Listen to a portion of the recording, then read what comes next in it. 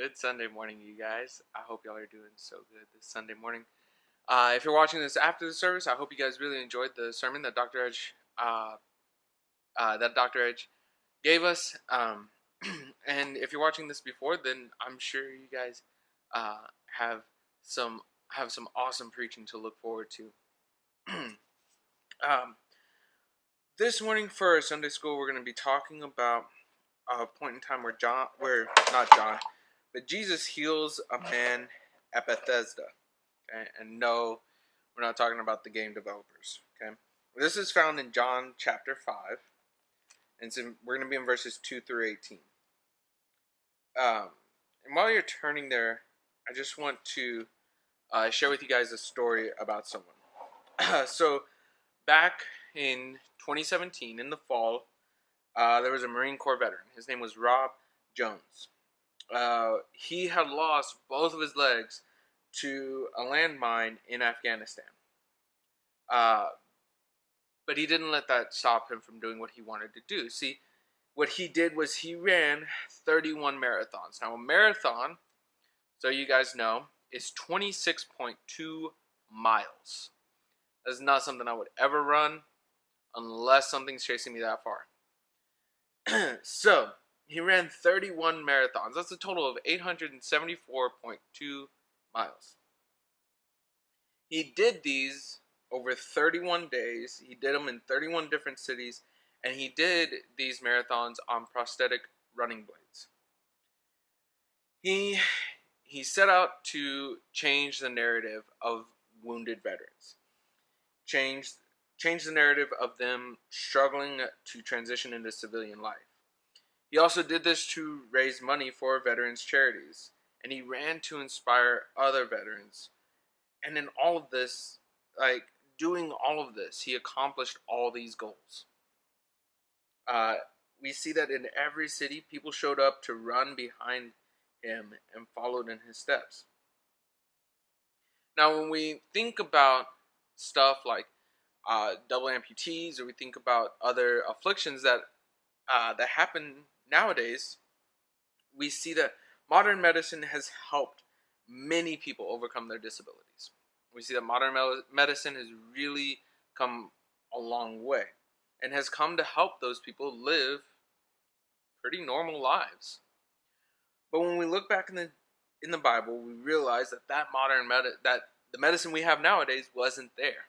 So imagine living in a time where there wasn't much hope for rising above a disability. Maybe your hope would have just rested on people willing to help you, or maybe the thought of a miraculous healing. But with the loving God who created the universe, there is always a reason to hope. So what we're going to look at this morning in today's lesson is we're going to look at a time when Jesus healed a man who had a prolonged disability and a profound sense of hopelessness and despair. Jesus demonstrated compassion and grace as he helped this man, who had no one else to help him. And when Jesus called him, and then Jesus called him to faithful obedience. Alright, so, John chapter 5, starting in verse 2, we're going to be in verses 2 through 7. Now there is in Jerusalem, by the sheep gate, a pool in Aramaic called Bethesda, which has 5 roofed colonnades. In these lay a multitude of invalids, blind, lame, and paralyzed. One man was there who had been an invalid for 38 years. When Jesus saw him lying there and knew that he had already been there a long time, he said to him, "Do you want to be healed?" The sick man answered him, "Sir, I have no one to put me in the pool when the water is stirred up, and while I am going, another steps down before me." So this dude's 38 years old, right? And there's this pool called Bethesda, okay? And in this pool, where people who were paralyzed or blind or lame, that is where they sat to be healed. Now he says, he says, when the waters are stirred up, it was believed that what would happen is every now and then an angel would come down, would touch the waters of the pool of Bethesda, would stir them up, and that's what caused the pool to be healing. And so what we see here is that this scene in John chapter 5, it really opens up on a depressing note. It starts by telling us who all is there. People with diseases, disabilities, lying within sight of the pool of water. When the pool was stirred up, it had healing properties, according to like local legends and stuff. But only for the first person into the pool. Out of the many people waiting for the movement of the water, Jesus singled out one hopeless man. You can hear the hopelessness in his voice. He was 38 years old, and Jesus asked him, "Do you want to be healed?" And he answered him, "Sir, I have no one to put me into the pool when the water is stirred up, and while I am going, another steps down before me." He says, "I would love it, but it's not going to happen. It just can't. There's no way, because no one is here to put me into the pool, and when I try to get there on my own, I can't make it." The man hadn't walked for most, if not all, of his life. He had been dependent on people for the most basic of things, to take him places, get him food, and avoid danger. He eventually learned to get around without any help.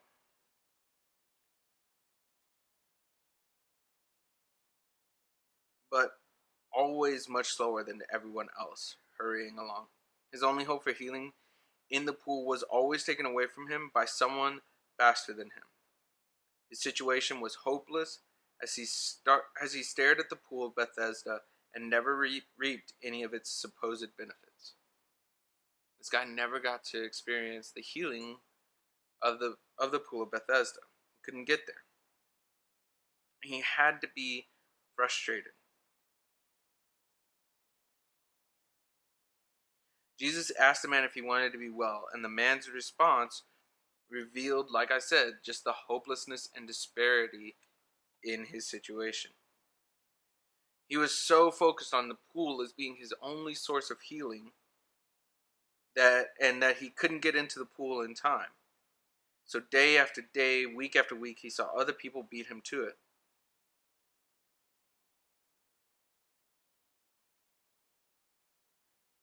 Maybe we've had that feeling. Maybe you've had that feeling of hopelessness and loneliness. Maybe it seemed like the odds of life are stacked against you. Jesus is asking you this morning, do you want to be well? Do you want to be healed? Now, if we go jump in a pool, we're probably not going to find physical healing there. But we will find eternal life in the fountain of living water that Jesus provides. We will find spiritual, awesome, beautiful healing in the eternal life that Jesus offers. He is the solution to our hopelessness and our despair. His grace is sufficient for our struggles and failings, and His power is perfected in our weakness.